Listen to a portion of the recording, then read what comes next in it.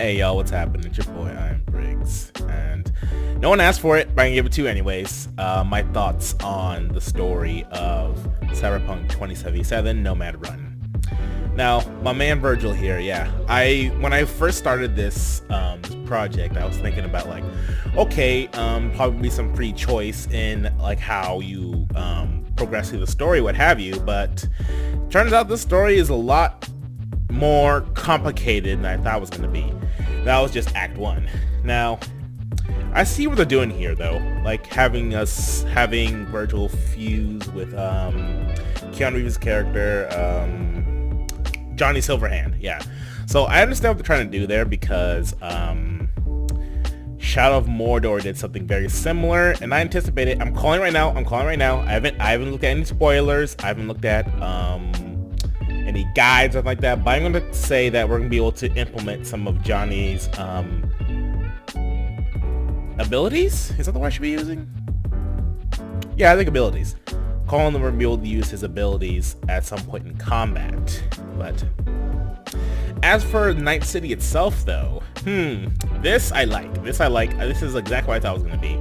And that I will say this for the critique video, but I'm just saying my thoughts right now, that it seems like Night City and the future of Cyberpunk is the victory of crony capitalism over the government here in America, and it seems like by Japan by extension.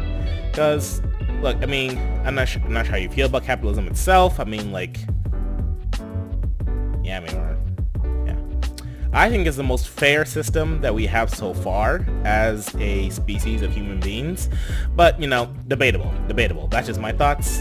And of course, there are going to be people who don't benefit from that, and some people get shoved down to the bottom. But politically, that's why I am a centrist, because people on the left tend to tear down power systems and try and make sure people get their fair share. Is that the word you're using? Yeah, the most beneficial way of saying that. And people on the right tend to hold those systems in place. And what Cyberpunk 2077 is the victory of the corrupted form of that, and that, you know, they have complete families. The Arasaka? Yeah, I think it's Arasaka family is the basically the biggest dogs on the planet, and now they're basically the mafia. And yeah, the son just committed I think it's called parenticide, is where you kill your parents. So yeah, I mean that's what it is. It's the victory of crony capitalism, and that, you know, the only thing that matters is money. But at the same time, it's like,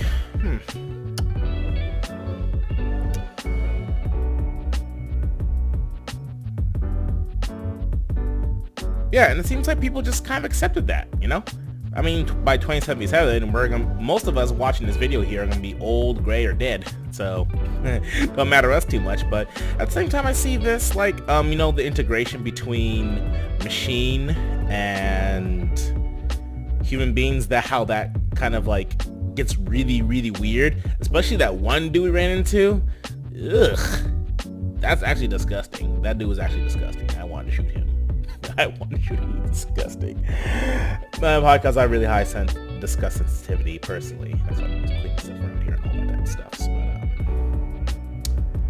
But yeah, that seems really realistic. That there's gonna be like some like psychotic breakdowns and introducing a foreign system into your body.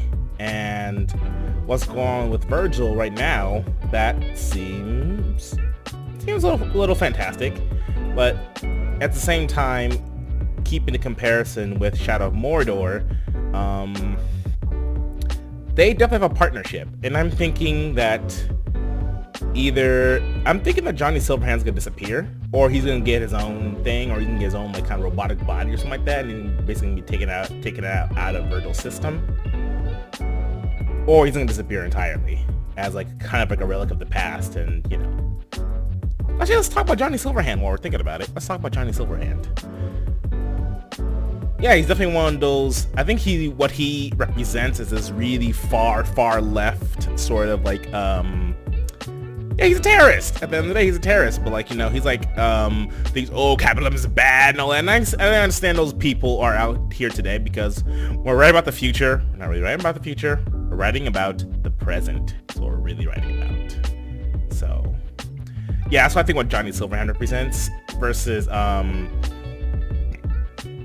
Virgil. I'm not really sure what he represents as of yet, but that's the whole part, the fun part. Blah. That's the whole fun part of all this. So, alright, enough of my rambling. That's not what you're here for. Alright, enjoy the video.